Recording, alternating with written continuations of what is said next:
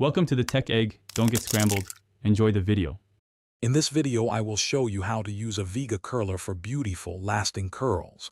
First, let's prepare your hair. Always start with clean, completely dry hair, ensuring it's free of any tangles. Next, it's crucial to apply a good heat protectant spray from roots to ends. This safeguards your hair from heat damage.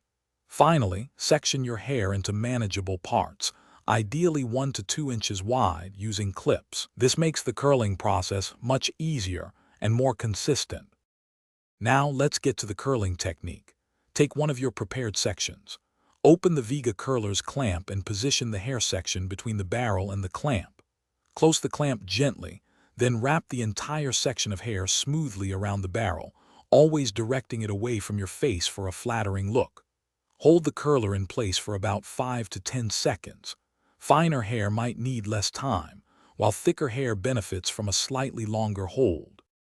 Once the curling time is up, it's time to release. Gently open the clamp and carefully slide the Vega curler straight down, allowing the newly formed curl to fall naturally. This is a critical step. Resist the urge to touch or brush your curls immediately. Let each curl cool completely for several minutes.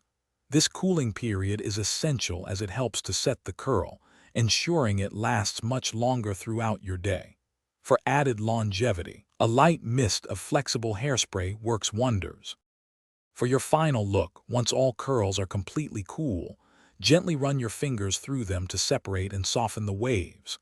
Avoid using a brush, as this can often pull out the curl definition you've worked hard to create.